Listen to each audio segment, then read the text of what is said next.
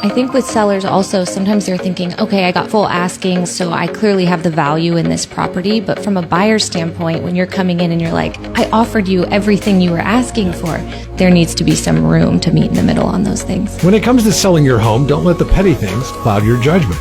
Just remember, the buyers out there aren't all you. Just because you ordered that special Italian tile and you thought it was worth that price, they're not all coming in with that exact same perspective. Sure, you take great pride in the castle you have built, but your main objective should be to get as much as you possibly can for it. In this episode of the SLO County Real Estate Podcast with Hal Sweasey, the team discusses how hard it is to get full value for your home after it has fallen out of escrow, and just how important teamwork is to facilitate the purchase so you can get top dollar for it. I've been in with Hal. He's vacuuming. I'm a great vacuumer. Sweeper? I like sweeping. I actually have photos of it too. Every Saturday, would you come out to our house and sweep the deck? If you want to sell your house, I will. Now, tips for people selling their home with your host, James Bueno. San Luis Obispo Real Estate Podcast with Mr. Hal Sweasey. Hal, how are you? I'm great, James. JT, how are you? I'm perfect, man. Are you kidding me? Bobby, are you perfect like JT? I am, man, I wouldn't go that far, but Dang near. it's lovely to be here. Well, Thank you. we are in the presence of greatness with JT as always, because you know that his numbers just keep going up and up, and it's autograph time. It's hard for him to go in public now and not be just harassed. He's a celeb. You know, I have signed some autographs in my day. Yeah. Okay. Oh, yeah, no, seriously. Here, and where? What was the context? I went to, in my late 30s and early 40s, I went to the San Francisco Giants fantasy camp. Okay. And so there I am flying back to Orange County. That's where I was living at the time. And I have my baseball bag with the Giants emblem on it. It was one of the perks of going to the camp. You got to play at Candlestick. It was awesome playing at Big League Field. And so I get to the plane and I changed flights because I could get out and get home a little earlier. And they upgraded me to first class because they saw the Giant bag. They thought I was a player. And then I was teasing because they gave us our own baseball cards, right? So I gave them one of my baseball cards. And they really thought I was a player. You went And with so it. the lady that was, the flight attendant came to me and said, "Hey, would you sign this for my son?" You know, and I go, Her kids. I go, yeah, I will. Sure. So I signed my autograph. What are we talking about? Autographs. Let's talk about sellers. Yeah. I mean, you work with sellers every day, and there's probably some people out there that are tuning in that are thinking maybe, this is the right time because we're in the time of year that we talked about it on our last podcast, right? Yeah. This is about the best time in the world every year to sell, right? Yeah. Sure seems like it. Yeah, I don't think of seasonality and the San Luis Obispo County marketplace just because our weather here is mostly good all the time. Mm-hmm. But we do have a little bit. And I think it's almost more based on what happens nationally. I mean, it's not like it's unique to us. You're seeing it countywide. Yeah. There's a lot of inertia in the market nationwide. Now, the stock market's up too, right? So you've got that thing going for it. So there's things that make a difference. It changes so quickly. I get people go, I'll wait till summer. That's when people sell. Not necessarily. That's the old, I'm moving and my kids are out of school, so I'm moving school districts or doing that. Right. That's such a small portion of the business. We don't have that kind of seasonality. Yeah, I agree. Right. Well, even with Cal Poly in summertime? Poly's spring. The kids now make their commitments and their parents. Yeah, Yeah. in terms of, it used to be in April or May, you'd look to renew a lease or people are looking for places. Right. Then it was March, then it was February. Now, last fall, we had people both looking to rent or to purchase in the fall. We never had it that early. Most of the houses around the campus sell between January and April. Let's talk about that for a second. If you're a Cal Poly parent and your student is graduating in June, are we almost getting to the point where it's getting late to get the house on the market if you want to sell it? Yes. A lot of people know that. Other people don't. So I'm going to wait till they may say, I'm definitely selling when my child graduates in June, but it's dirty and I want to paint it and clean it. Okay, you can do all those things. And then you come on the market with a nice clean house with nobody to buy it. And most of the parents can kind of see beyond that sort of thing. They want to know their child has a place to go. So you want to sell when there's demand. And I always say there's two things that affect value. One's the condition of the property. We can control that. We can paint it, clean it up. And the other is the condition of the market. Yeah, the market almost always. Yeah, because you could own a house for 30 years, do nothing to it, and it's worth way more. So if my student is a freshman or sophomore, been living on campus and now is ready to move off, am I shopping right now? We do get people to wait till June because things don't work out. Oh, we had a place to rent. We get those calls, and now I need to house my daughter or son. Maybe we'll buy, maybe we won't. So there are late things, but the majority, springtime. Yeah, it's time to start planning now, for sure. So I wonder how the rest of the county compares to, San Luis Obispo and the areas around Cal Poly. Is this a hot time of the year in the rest of the county as well? Yeah, and I also think, just like on the broader spectrum, it's like we don't have holidays right now. All those other things that kind of hold people back. This is like a free time. People are getting ready. Just the energy in general of, okay, where are we headed? What are we doing in our life? It's a collective energy. It's not just even in real estate. I think people are planning in this season and they're making movement. There's always a great energy in spring. Yeah, there is. Yeah. Well, we went through a period of time where we didn't have as many open escrows as we have today. I think we're back up to a pretty good amount compared to history, right? And how's that in the county for you, Bobby? Is that For true open escrows? Yeah, is that true as well for the company wide? Yeah, absolutely. Let's talk about selling a house. I was reading tips for home buyers, and I'll just give you a few tips, and I'd love to hear your expert commentary about that. We'll do our best. Yeah. Okay. Don't overvalue your house. Take advice on where you're at. Listen when you're told a value and try to understand where they're coming from rather than thinking that you necessarily know best. So it sounds like parenting. Do what you're told, huh? Fair. Ask questions. I love it when people ask questions. Listen to your and wanna teacher. understand. You can question the teacher. Yeah, we live in this. We live in this climate and in these numbers. So definitely trust a professional if they're giving you some help. Is that oftentimes a struggle? I think Pricing. people take great pride in the homes that they've built up over the years. Of course. Presenting a price to a seller is a it's a nuanced kind of thing we talk about. So what I always do is just go, you see this house here, well, yeah, mine's nicer than that is what the client usually says. Yeah, it is. So, I have an upgraded kitchen. Great. How much do we pay to put that kitchen in? $100,000. Okay. So potentially we're worth $100,000 more. Has it gone up in value, your kitchen, because of, is the granite more valuable than when you bought it? This one didn't have it. Did you buy the house with the kitchen or without it? Well, we bought it without it. So you made the kitchen you wanted. Right. So sometimes people don't want to pay 100% for your new kitchen. We can always get it within a bracket, and it's not an exact science. It's a really good question, Jeff. So we just compare a lot of those items, but the price is an important part. And quite honestly, it's hard to, if you have an experienced representative in terms of an agent, it's hard to underprice a house. You can undersell it if they don't present it to the marketplace properly or negotiate properly. But, people get worried that, well, I think it's worth 1.1. I want to try 1.1. And like you said in your example a while back when we sold a house for you, you can list it at 1. And if it's worth more, we'll get competing offers and the market will give it the price that we want. And oftentimes higher. Right? Yeah, and when you do a good job, they're always left going, wait, that looked so easy. You got that price. Maybe we should have gone for more. So that just means you're doing a good job. We try to make it look hard. Yeah. There you go. So when you sit down with a seller, I'm sure you have some questions that you need to ask so that you can help them get what they want, right? Mm-hmm. And I've heard you do this, and I think the first question was, are you absolutely sure that you want to sell a house? Right? Sure. That's your first question? Oftentimes, because, is renting an option? It's important to discover all those things. But then I think you ask a question about, will you price in terms of pricing, yeah. And that kind of goes to this tip of don't overvalue your house, right? Sure. Are you going to price it to sell, or do you care if it sits on the market? Our job with everything that happens is tell them if you do X, if you do X, there's a likely consequence of this. If you do Y, here's the other likely consequence, right? If you're okay with this consequence, we can experiment, see how we do. And just be aware that, you run the risk. You might end up with a lower price sitting on the market, not as strong a terms, that sort of thing. Not as probable, but we have also seen some people price the house at what we think is probably a little bit overvalue. Sure. And yet somebody comes in from Orange County or Northern California. It's the exact house they're looking for. There's not many on the market, and boom, you get your overvalued price, right? So maybe it wasn't overvalued after all. Oh, no, not at all. You found one buyer.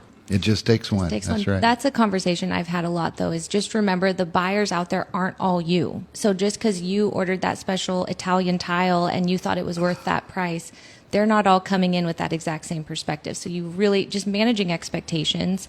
That's primarily our job. It's true except for gold-plated faucets. Everybody likes gold-plated faucets. Tip number 2, Hal and Bobby, make a first great impression, and I put in parentheses, curb appeal.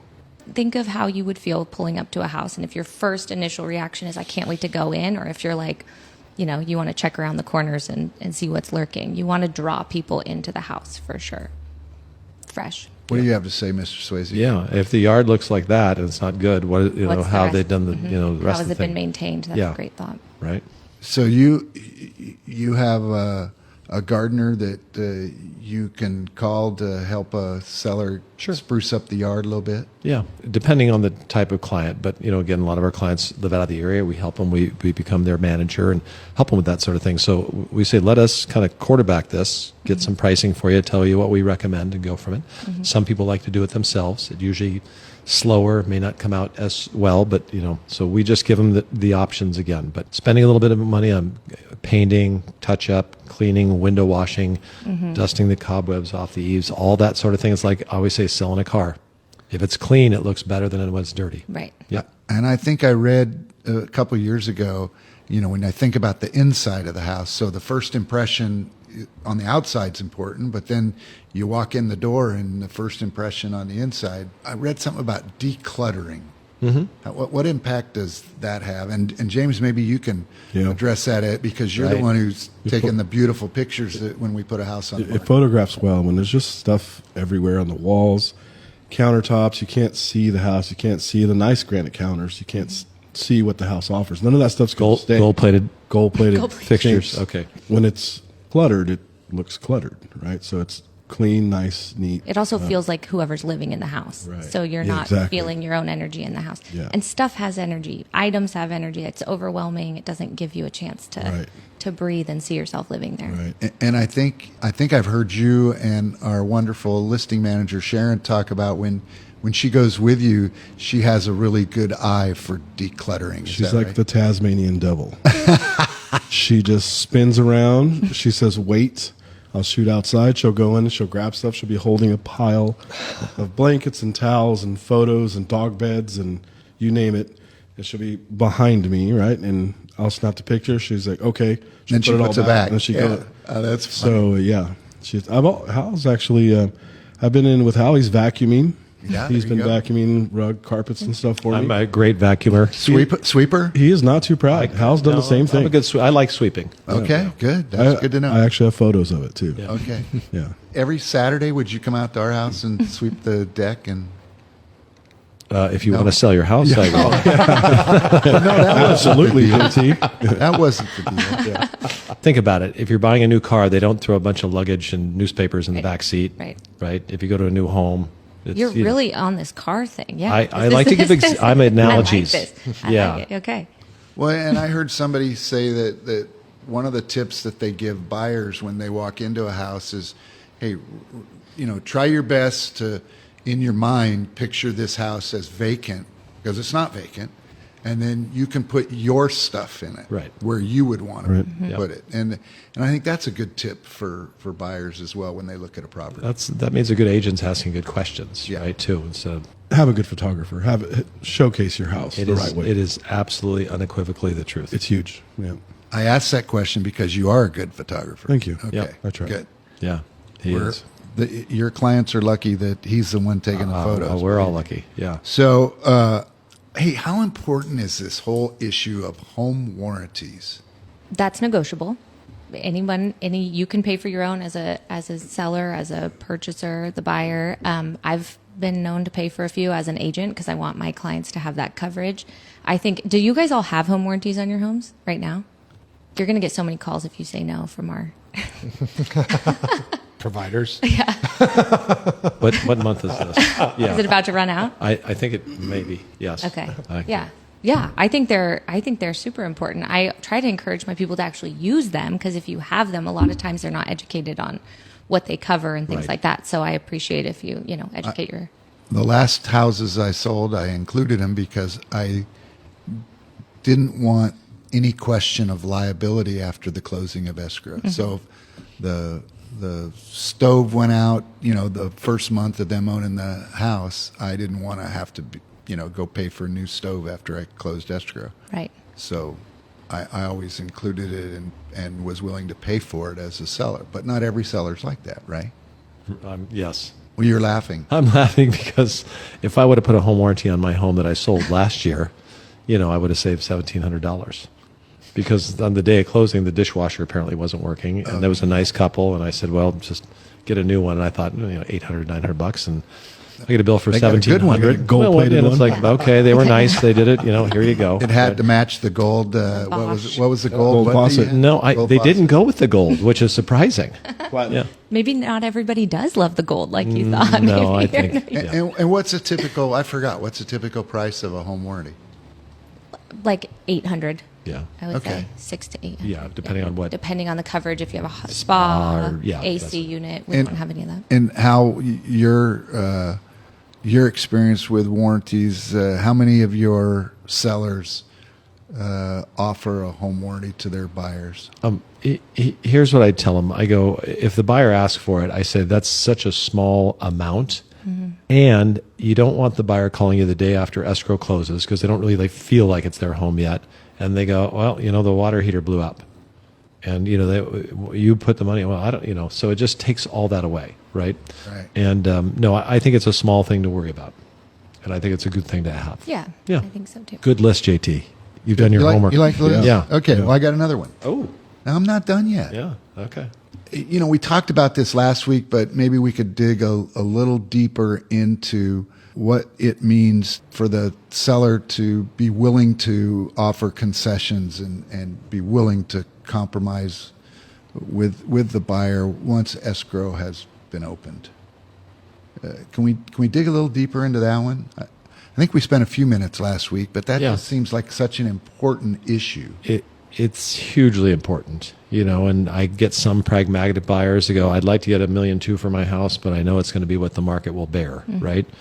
And I ask them, listen, if we put it in escrow for $1.2 million, and then a home inspection's done and they find out, the heater's shot and, it needs that taken care of and a couple other things, are you the kind of person that's going to be disappointed? Because when you think you're in escrow, you think you're done, Right. And I think we've quoted before, half the escrows in this county in the first 3 months of this year, first couple months of this year, I think it was 4 or 5 months that was reported to us by an escrow company, were falling out, right? And it's because of condition, and it's because people didn't compromise Right. over a stove Yeah. or whatever. If I'm not willing to compromise as a buyer, most of us who buy a property, the second escrow opens, we've mentally moved in, right? And so now all of a sudden we have to undo all that and go find another place. And in a market like we've seen the last 12 years, what's happened while I'm falling out of escrow and trying to get into escrow the next property? Yeah. It may only be a couple months, but what happened with pricing? Prices, insurance, rent, one of the big compromises these days is buyers are accustomed to paying $1,000, maybe $2,000 a year for really good insurance coverage. Those policies are not available, right? So that cost has come up. So we talked about this earlier, but we haven't lost any. But once the buyer gets that insurance quote, which takes some time, Right. Yeah. You want to be getting on that day one to Get- figure out. Yeah. get on it, Price. right? I think we talked about that a few months ago, and having lived for almost 40 years in that industry, it's a tough go right now Yeah. for people that are buying properties to find insurance. And to your point, Bobby, the second I open escrow would be the second I call my insurance agent and get them working on finding me coverage. And the tip for the sellers, you can't do anything about it. They all go, well, I got insurance. My guys will do it. No, probably not. Right. And if a buyer's expecting $2,000 or $3,000 and they got to pay $6,000 every year, that makes that puts a crimp. Conversation's gonna change. Right? It just Yeah. make your it's an expense. Like I bought this great new car, but the service is $20,000 a year. It's like, well, I'm not going to pay as much for the car. So a seller might have to compromise. We almost lost a transaction, and the seller was smart and basically paid that buyer's first year premium because our hope is based on experience that the market will change, and maybe next year the buyer won't have as high of an insurance cost. We don't know, but we've seen it happen historically. It can change. Helping a buyer with interest rate points, helping a buyer with insurance costs, which have all gone up, to make it so it's not such a sticker shock, is a smart move and a good tip for a seller. Yeah. I think with sellers also, sometimes they're thinking, okay, I got full price, full asking, whatever it is, so I clearly have the value in this property. But from a buyer's standpoint, when you're coming in and you're like, I offered you everything you were asking for. So you're kind of coming from opposite directions. And so there needs to be some room to meet in the middle on those things. Yep. To your point, Bobby, we go into escrow. We all, both parties have every good intention, and yet then they discover something in escrow, whether it be the house has a couple of warts or we got an insurance issue, and now all of a sudden that full price offer doesn't seem as solid as it was on the day we opened. So I've got to From the buyer's perspective or the seller's, you're saying? from the seller's perspective. Oh yeah. So I've got to be ready and I've got to anticipate that something may happen in escrow that might lower my expectations a little bit and might cost me a little bit of dough. Not a lot, but a little bit. Yep. That's good advice. Yeah. Be open-minded. How do you guys feel about doing inspections before you hit the market so that you have that information? I highly recommend it, especially if people don't like surprises. Yeah. That's If what they don't mind a surprise, and home inspections aren't good surprises for sellers. Right. They're going to flush out everything they can. It's better to give the buyer that up front before How many of your sellers actually follow your advice on that? I would say most of them do. Most. Okay. Yeah. It's to me, it's a great investment to spend $500 or $600 to have that, because you could lose tens of thousands by, do I give them some money? Do I not? This seems unfair. And then you Right. start over, and it's like, oh my gosh, So yeah, it's so a great minimal investment. in comparison, and it gives you the opportunity to knock out the things on the list that you are comfortable doing, so Yes. that you can go forward and say, "Look, we already did all this." Yep. Well, here's the inspection. Make your offer based on the Exactly, inspection. which you and hope. so Yeah. now we get into escrow, and the buyer doesn't have as much leverage to ask for things as they did prior. It allows the seller to offer a much shorter time frame, because the buyer doesn't necessarily need an inspection. They can still get their own, so you're not tied up too long, and you don't lose too much time if the buyer turns out to be not the buyer for the house. You don't want to be 2 weeks in escrow when you can figure this out in 3 days. Right. So I've got one more question about tips for sellers, and that's I want to sell my house. Should I make any upgrades? And what are and if I did make upgrades, what are the ones that bring the most value in return? We get this question all the time, even personally at the soccer field. I mean, people are asking me this stuff all the time. Like, what am I going to do? So much of this comes down to budget and timing, because the other side of this is if you start a bunch of projects, you never really know what you're going to find once you start opening things up. If you're going to put your money anywhere, I usually say the kitchen is the number one selling point. That's, at least for me too, that's where people spend the most time, and it seems to have the most impact. But there are a lot of other ways that you can do small improvements, even adding plants and bringing things in to shift the eye, that makes a big difference. So I would say always, depending on budget, and consult your listing agent. Is it pragmatic to redo the kitchen because you want to sell your house? I wouldn't do it. Pick out all the finishes, brand new kitchen. Somebody comes in, oh my gosh, I love the house, but I would have done it these different. countertops? Yeah. We got to change these countertops. I mean, you're trying to guess. You're becoming a developer, speculator kind of thing. So I necessarily wouldn't. Now, if you're going to move in a few years, you want your own kitchen, go for it, right? But if you're just doing it to sell the house, no.